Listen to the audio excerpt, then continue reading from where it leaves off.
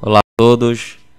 Conforme nós combinamos na última aula, eu deixei um exercício extra, tá, para a gente fazer numa aula separada, que é um exercício sobre a determinação de esforços internos numa perspectiva espacial, né? Então esse exercício ele não é um problema plano, né? Ele não é um sistema coplanar, onde todas as forças e a nossa estrutura estão contidas no mesmo plano. Ele é um problema espacial, né? Então ele é um problema em 3 dimensões, certo?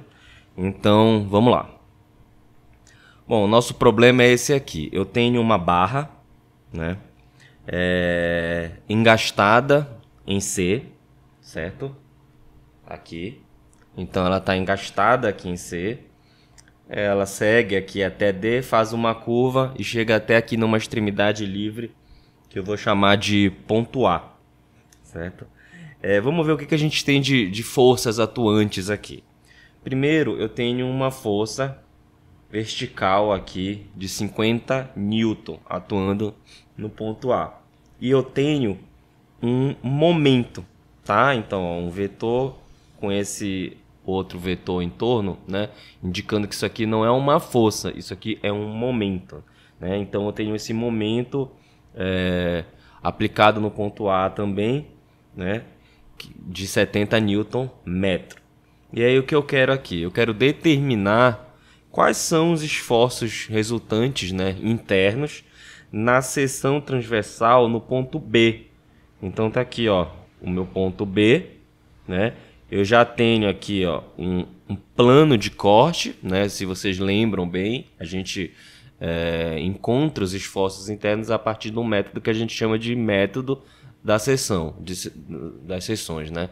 Onde eu aplico um plano de corte, eu aplico um corte no ponto onde eu quero encontrar aqueles esforços. Então tá aqui o meu plano de corte aplicado no ponto B, certo?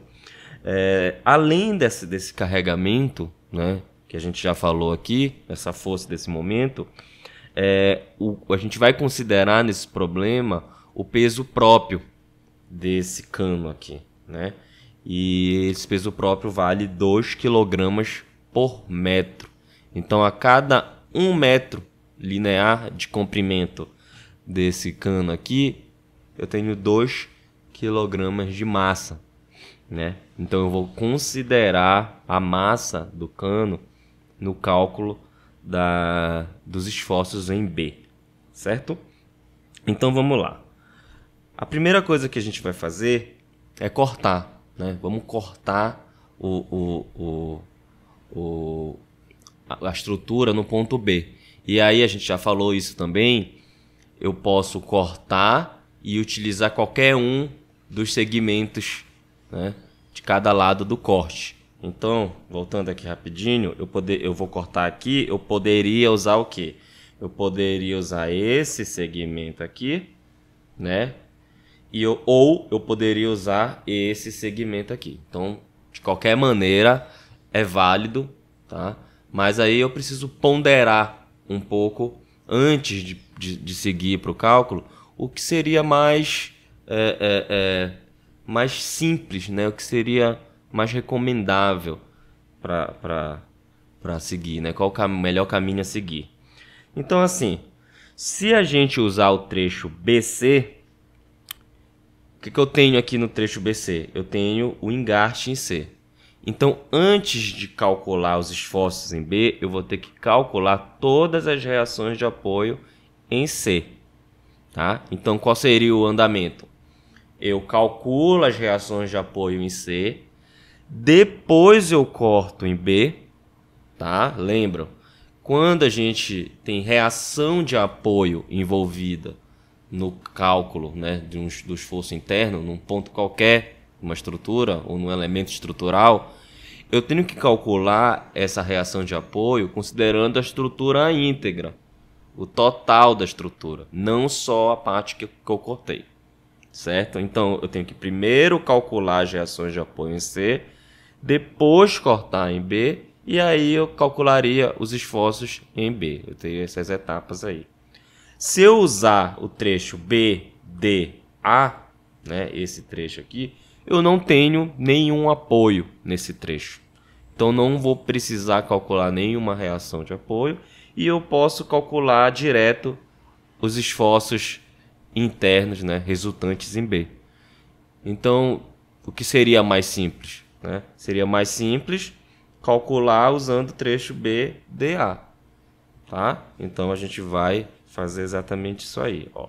Cortei em B, descartei o trecho BC, né?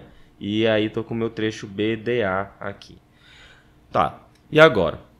Nesse trecho aqui, eu tenho as forças de 50, a força de 50 newton, o momento de 70 newton metro e eu tenho o peso próprio. Então a primeira coisa que eu vou fazer é calcular o peso próprio dessas barras aqui. Como a gente já falou, o peso próprio das barras é de 2 kg, né? Na verdade isso é a massa, não é o peso ainda, é a massa do cano, né? É de 2 kg por metro, ou seja, ele é uma carga distribuída linear. Faz sentido? Faz, né? É um cano. A gente simplificar esse cano pelo seu eixo, né? Tratar ele como um eixo, a gente pode representar o peso próprio, a massa, né, específica dele, como uma carga distribuída linearmente nesse eixo aí. Tá? Então eu tenho 2 kg por metro, certo? Só que para fazer esse cálculo, como a gente sempre faz em qualquer problema da estática, quando a gente precisa usar as equações de equilíbrio, eu vou simplificar essa carga distribuída linearmente por uma carga concentrada resultante, certo? A gente já sabe fazer isso aí, tá? E a gente sabe também onde aplicar. Então o que eu vou fazer aqui? Eu tenho dois trechos da barra, né, do cano, o trecho AD e eu tenho o trecho BD ou DB, tá? Então eu vou dividir aqui, eu vou considerar separadamente, né, o peso da barra do trecho AD e o trecho DB, certo?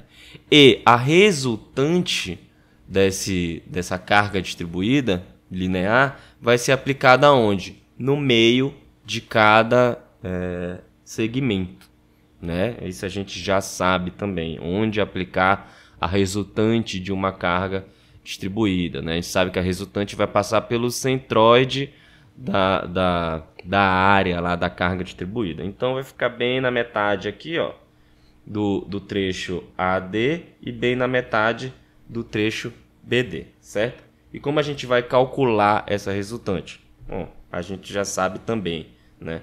Para o trecho AD, vamos começar pelo AD. Eu vou chamar essa carga resultante de WAD, o peso do segmento AD, tá? Então vou chamar aqui, ó, WAD, certo? Como eu vou calcular? Bom, a massa, né, por metro linear é de 2 kg, certo? Para passar essa massa para peso, o que eu vou ter que fazer? Eu vou ter que multiplicar pela gravidade. Então, vou multiplicar pela gravidade. O que eu estou fazendo aqui? Eu passei agora de quilograma a metro para newton metro, certo? E agora, para calcular a resultante, eu vou multiplicar pelo comprimento do segmento, certo? Qual é o comprimento do segmento AD? 1,25. Então, multiplica por 1,25, certo? Pronto. O resultado disso aqui é 24,52. O que? Newton, né? Quando eu multipliquei aqui, ó, quilograma pela gravidade, eu transformei isso de quilograma para newton, né? E quando eu multipliquei aqui pelo comprimento, né, ficou newton por metro, multiplicado por metro, corta os 2 metros e fica newton aqui, tá? Então vamos lá, vamos calcular do trecho BD. Então do trecho BD eu vou chamar de WBD. Então a mesma coisa, ó, 2 kg metro multiplicado pela gravidade, eu fico com Newton por metro, multiplicado pelo comprimento do segmento BD. O comprimento do segmento BD é 0,5. Então, multiplicado por 0,5. O resultado disso aqui, 9,81 Newton. Pronto. Certo? Então, calculei aqui o peso próprio do trecho AD da barra e o peso próprio do trecho BD, certo? E aí, ó, onde é que eu vou posicionar? Eu vou posicionar, como eu já falei, na metade aqui do segmento. Ó, então, 24,52 bem na metade do segmento AD e 9,81 bem na metade do segmento BD, certo? Então vamos lá. E agora? Bom, agora eu vou calcular já, de fato, já tenho todas as forças, né, calculadas, todas as forças que estão atuando no sistema já estão dispostas aqui, né? A mesma imagem daqui, ó. Tá? E agora eu posso prosseguir para, de fato, calcular os esforços internos. Como eu falei, aqui é um problema espacial. Então, a gente está em 3 dimensões, a gente não está em 2 dimensões. Quando a gente está em 2 dimensões, quantos esforços internos a gente tem? Né? 3. Né? 2 forças, uma força normal e uma força de cisalhamento e um momento, que é o momento fletor. Aqui não. Aqui, como é um problema espacial, tridimensional, eu tenho todos os esforços internos, que são 6, né? Eu tenho 3 eixos, então eu tenho 3 forças e eu tenho 3 momentos, né? Eu tenho uma força normal, 2 forças de cisalhamento, né? E eu tenho 2 momentos fletores e um momento de torção. Então eu vou fazer o seguinte, para não complicar muito aqui o nosso esquema, o nosso desenho, eu vou calcular primeiro as forças e depois eu calculo os momentos. Tá? Então, ó, eu tenho primeiro as forças aqui, depois eu tenho os momentos. Então, vamos por partes, né? Vamos calcular primeiro uma coisa, depois outra coisa. Então, o que eu tenho aqui? Eu tenho as 3 forças internas atuando aqui. Eu tenho uma força aqui, ó, na direção X. Estabeleci que é essa direção aqui, a direção X. Eu tenho uma força aqui na direção Y, estabeleci também que essa direção vai ser a nossa direção Y, e tenho uma força aqui em Z, tá? Que é a nossa direção vertical, eu chamei de Z. Então, vamos interpretar o que é cada uma dessas forças aqui. Como eu falei, eu tenho uma força normal e 2 de cisalhamento. Então, quem é quem aqui? A força normal, se vocês estão bem lembrados, é a força que atua perpendicularmente ao plano do corte, né? Ao plano onde eu cortei. E a força, nesse caso aqui, que atua perpendicular ao plano da seção transversal da barra, é quem? É Fy. Ó, o plano de corte foi esse aqui, ó, tá cortado aqui. Quem está perpendicular aqui é Fy. Então, Fy é a nossa força normal, né? A nossa força perpendicular ao plano interno da seção que a gente definiu aqui no ponto B. Então, se Fy é a nossa força normal, Fz e Fx são nossas forças de cisalhamento, né? Elas atuam, ó, no plano, tá? No plano da seção transversal. Então, Fx é a força de cisalhamento na direção X, Fz é a força de cisalhamento ou cortante na direção Z. E o nosso Fy é a nossa força normal. Certo? Entendido? Então vamos lá. Como é que a gente vai calcular isso aqui? Simples. Equação da estática, né? Usando as equações de equilíbrio. Então vamos lá. Quais equações a gente vai usar? Quantas equações a gente tem disponível agora? Assim como o número de esforços internos altera-se quando a gente está trabalhando num problema espacial, o número de equações de equilíbrio vão se alterar também. Agora a gente não tem mais só 3 equações de equilíbrio, né? Quais são as 3 equações que a gente usa normalmente num problema plano? Somatório das forças em x igual a 0. Somatório das forças em Y é também igual a zero. E o somatório dos momentos em torno de um eixo, de um ponto qualquer, é igual a zero. Agora a gente tem mais equações de equilíbrio, né? A gente também tem 6 equações de equilíbrio. Nós temos somatório das forças em Y, somatório das forças em X, o somatório das forças em Z e o somatório dos momentos em torno de cada um desses eixos. Então temos 3 equações de equilíbrio envolvendo forças e 3 equações de equilíbrio envolvendo os momentos. Se eu quero encontrar forças, eu vou usar as equações de equilíbrio que envolvem forças, né? Vou dar prioridade aqui para elas, tá? Então vamos lá. Eu vou começar pelo somatório das forças na direção X, no eixo X, certo? Então vamos lá. Eu tenho aqui o somatório. Primeira equação de equilíbrio que eu vou usar. Somatório das forças na direção X é igual a zero. Pronto. Uma equação aqui que eu tenho disponível. Eu preciso definir uma convenção, né? Então, para a convenção, eu vou fazer o seguinte. A direção X é essa aqui, né? Então, para definir a convenção, eu vou dizer, ó, que todo mundo que está nesse sentido aqui, ó, é positivo, tá? Nesse sentido aqui da direção X. O que eu tenho de força em X aqui? Só Fx, né? Ó, prestem bem atenção. Aqui, o 70 Nm não é uma força, é um momento. Então, ele não entra aqui no somatório das forças em X, tá? Então, o que eu tenho aqui? Só Fx, né? Positivo, de acordo com a nossa convenção. Tenho mais alguém? Não. Então, posso igualar a zero. Ou seja, não tenho, né, força de cisalhamento na direção X aqui nesse ponto B. Fx é igual a zero, certo? Qual a próxima equação de equilíbrio que a gente pode utilizar?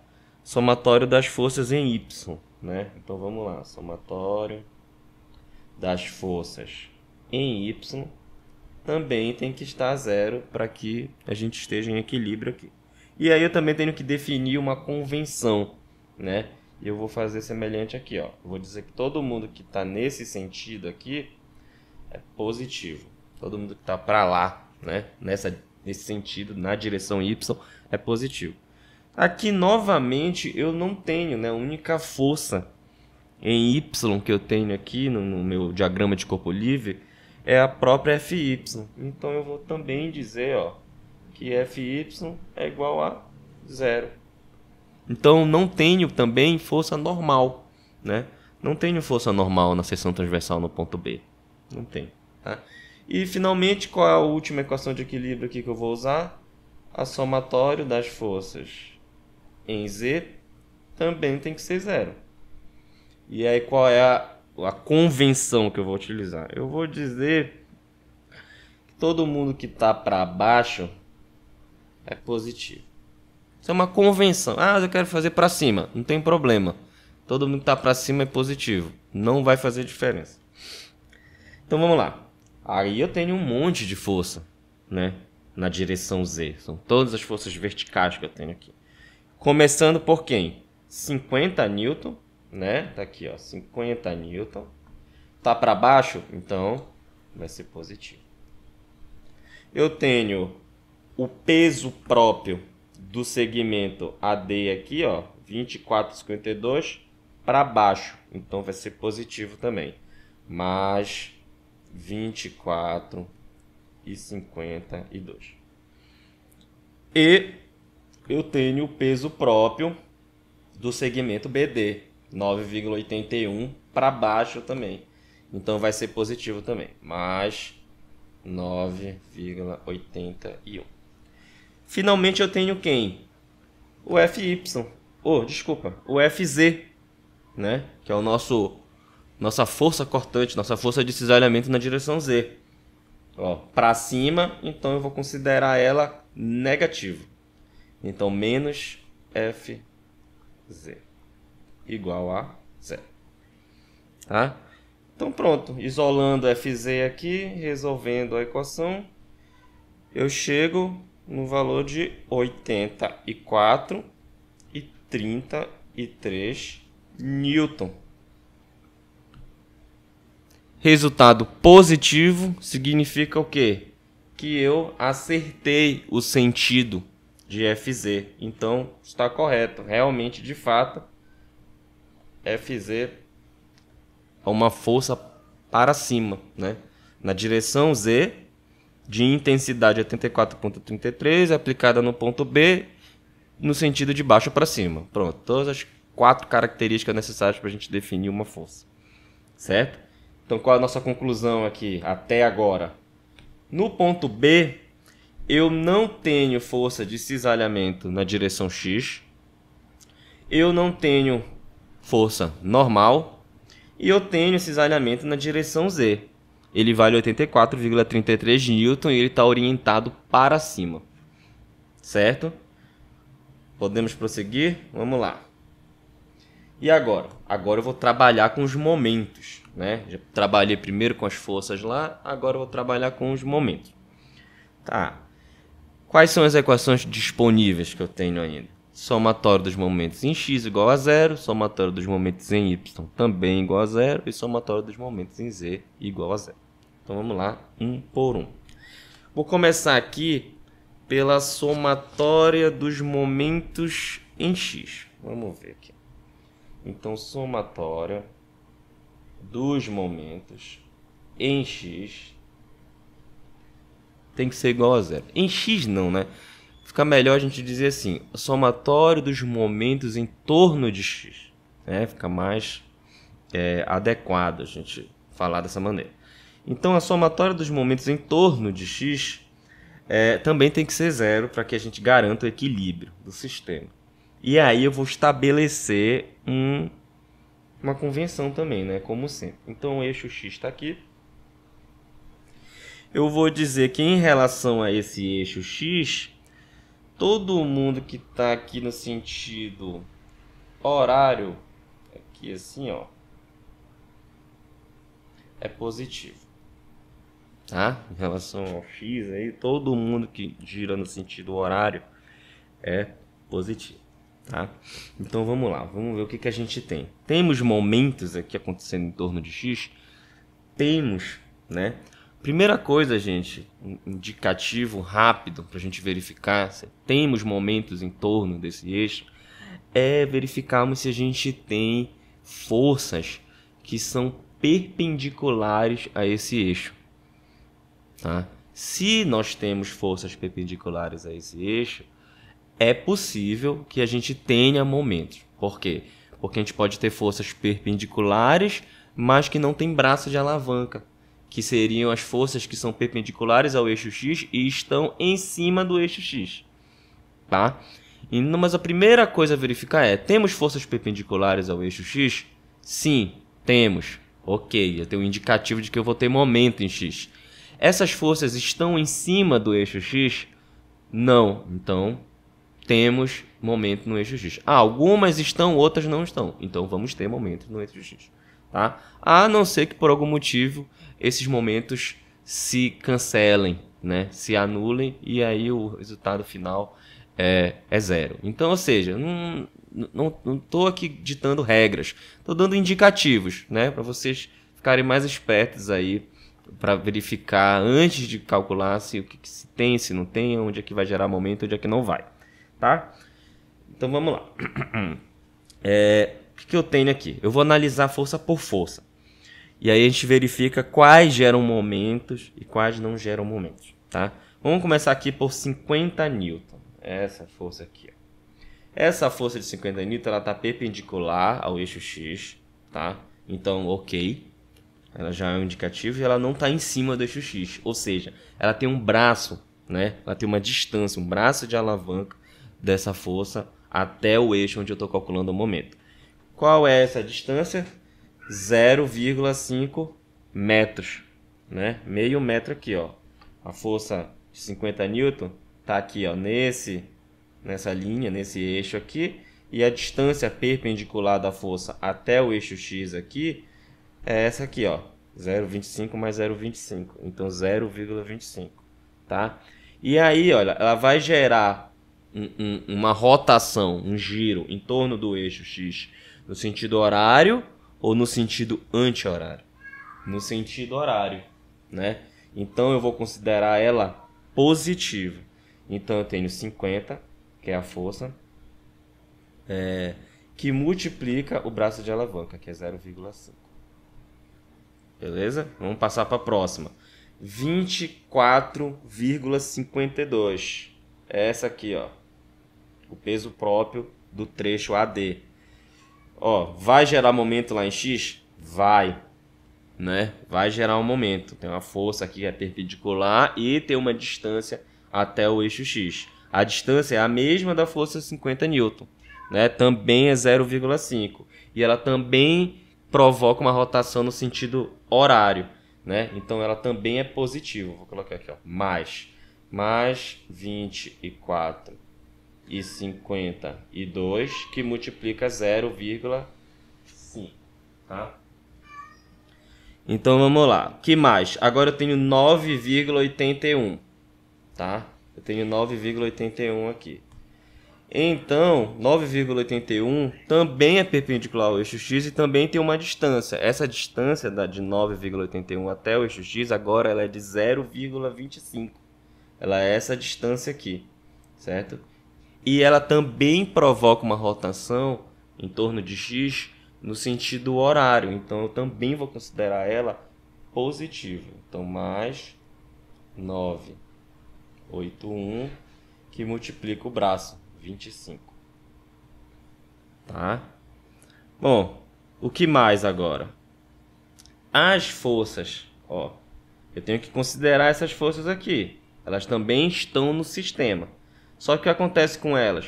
Todas elas, ó, estão em cima, aplicadas em cima do eixo X.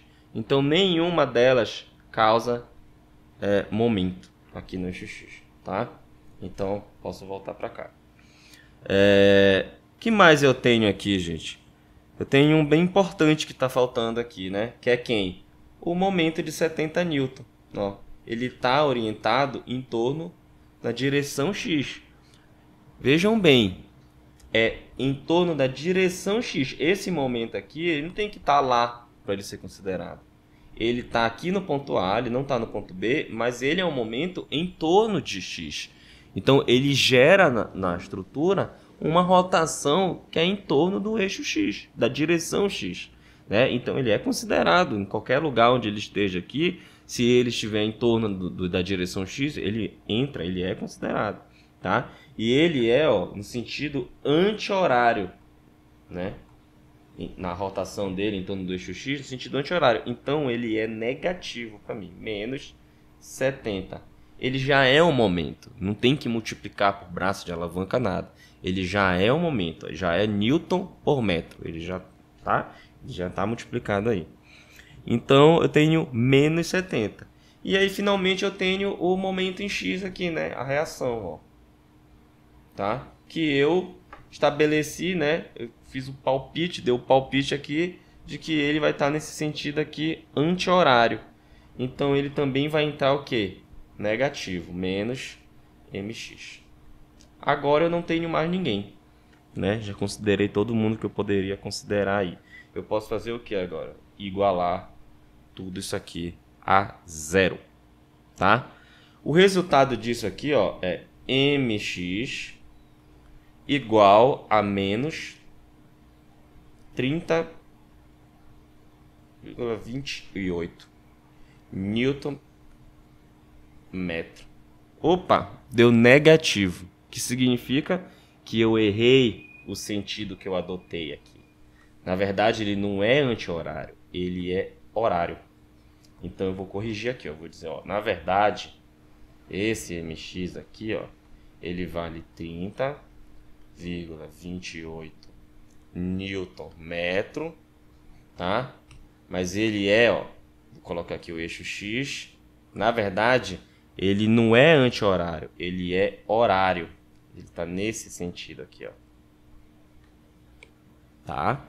Ele não é anti-horário, ele é horário. Deu negativo o resultado, significa que eu errei o palpite do sentido. E agora eu corrigi. Pronto, está corrigido.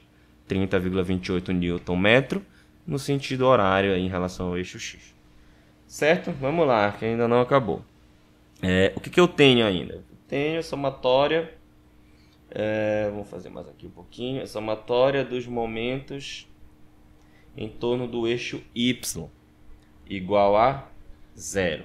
E aí vou estabelecer também uma convenção. Está aqui o meu eixo Y, mais ou menos assim.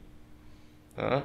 E aí eu vou dizer que todo mundo que está aqui no sentido anti-horário é positivo. Pronto. Tá? Uma convenção qualquer. Vamos ver o que a gente tem aqui. O que a gente tem de momento em torno de Y. Vamos ver.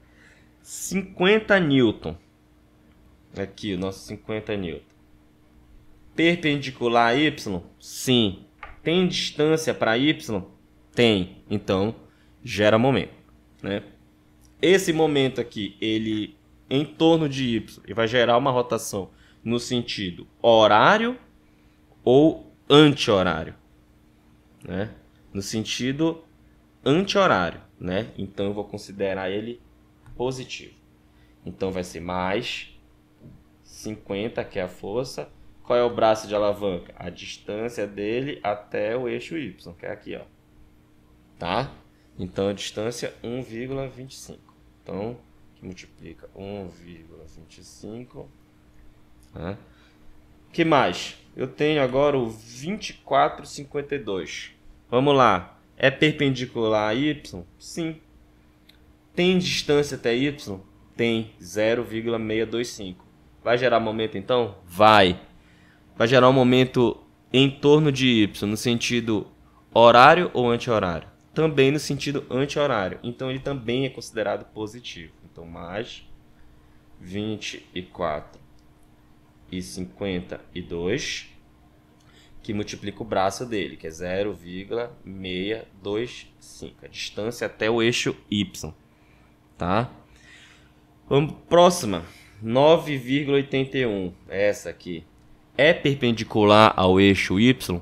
Sim, é perpendicular. Tem distância até o eixo Y? Não, está em cima do eixo Y. Então não gera momento. Né? Se a força está em cima do eixo, não vai gerar momento. Tá? Não tem, a distância é zero. Então o momento seria 9,81, que multiplica zero. Não tem. Tá? Passa. O que eu tenho então agora? O próprio MY aqui, né? Ó, o próprio MY. Tá? Então vamos lá. O MY eu estimei aqui que ele seria anti-horário. Tá? Então ele também vai ser positivo. Mais MY igual a 0. Tá? O resultado disso aqui é MY igual a menos 77,82 Newton metro. Opa, deu negativo de novo, né? Tô errando todos os sentidos aqui. Não tem problema, é para errar mesmo. Por quê? Porque aí agora eu vou corrigir. Falar, não, entendi o recado. Agora eu sei que na verdade MY é um momento de 77,82 Newton metro. Mas aqui está o meu eixo Y. Na verdade, esse momento aqui, ele não está no sentido anti-horário. Ele está no sentido horário em relação ao eixo Y. Tá? Então, está corrigido, né? Está corrigido aqui. Vamos lá. Finalmente, eu tenho somatório, vou fazer bem aqui, ó, somatório dos momentos em Z. Né? O meu eixo Z é o eixo vertical. Vou dizer que todo mundo que está nesse sentido aqui, ó, né, é positivo. Tá? Nesse sentido aqui, anti-horário. Tá? Vamos lá. Eu tenho algum momento em torno de Z? Vamos lá. 50 Newton é perpendicular ao eixo Z? Não. É paralelo. Então, gera momento? Não. 24,52, paralelo, não gera momento. 9,81, paralelo, não gera momento. Então, aqui, ó, eu não tenho nenhuma força e nenhum momento no entorno, né, do eixo Z. Então, meu MZ é zero. MZ é igual a zero. Tá? Então, o que eu tenho aqui? Finalmente, eu tenho um momento em X, tenho 30,28. E esse momento em X, ele é que tipo de momento? Ele é um momento fletor, tá certo? Por quê? Porque ele é um momento que age em torno de um eixo que é paralelo, né, à seção transversal. Então, ele é um momento fletor em X. Eu tenho MY, tenho, tá aqui, 77,82. MY é um momento fletor? Não. MY é um momento de torção. Por quê? Porque é um momento que age em torno do eixo que é perpendicular à seção transversal. Então, esse momento é um momento que vai tentar torcer a barra, né? Imagina a barra rotacionando em torno desse eixo Y. Vai torcer esse trecho BD aqui, tá? E eu tenho um momento em Z? Não. Que seria o quê? O segundo momento fletor. O momento fletor em torno do eixo Z, que é um eixo perpendicular à seção transversal. Não tenho também, tá? Então, é basicamente isso. Só uma coisa aqui para deixar bem claro e avisar vocês. Eu separei aqui, ó, forças e momentos para não ficar muito complicado, mas tenham cuidado com isso, porque quando a gente coloca essas forças aqui, elas têm que ser consideradas no cálculo. Aqui elas não entraram porque eu estava calculando os momentos todos no ponto B. E todas essas forças aqui estão aplicadas no ponto B. Então está todo mundo aqui em cima dos eixos. Então ninguém vai gerar momento. Mas tenha bastante cuidado com isso, tá? Numa outra situação, isso pode ser um pouquinho diferente. Então, a minha recomendação é que quando vocês forem montar o diagrama de corpo livre, que vocês montem ele o mais completo possível. Tentem não ficar quebrando. Não façam como eu fiz. Façam como eu estou falando para vocês fazerem. Aqui eu fiz por uma questão didática, então estou reforçando isso várias vezes. Façam um diagrama de corpo livre completo, com todas as forças e momentos atuantes. Não dividam. Isso vocês podem acabar deixando alguma coisa passar se vocês não estiverem observando a situação como um todo ali. O diagrama de corpo livre ele serve para isso. Ele serve para a gente conseguir observar o problema com todas as informações importantes ali. Tá? Então não façam assim. Estou fazendo por uma questão didática. Certo? Então essa é a nossa conclusão, né? Temos um momento fletor na direção X. Temos um momento de torção. Não temos um momento fletor na direção Z, né? Não temos força de cisalhamento na direção X, não temos força normal e temos força de cisalhamento na direção Z, né? Faz sentido ter essa força de cisalhamento na direção Z? Faz, né? Ó, todas as nossas forças aqui, ó, atuantes, elas estão levando a estrutura para baixo, né? Então qual é a tendência, a reação aqui que eu tenho a essas forças, né? Esse sistema de força aqui é uma força de desalinhamento para cima, reagindo a isso aí, né? Então faz bastante sentido. Bom, é isso, esse é um problema espacial para a gente ver que a gente pode ir um pouco além daquele problema plano, apesar de que na nossa prática aqui da mecânica dos sólidos, né, na prática acadêmica, da disciplina, a maioria dos problemas com os quais a gente vai trabalhar, eles são problemas que eles podem ser simplificados para se tornarem problemas coplanares. Mas é importante a gente ver que tem mais além disso aí, né? Os problemas, na verdade, eles são espaciais, eles são tridimensionais e a gente precisa saber lidar com isso se for necessário, tá bom? Então, espero que tenham entendido. Por hoje é só e tchau!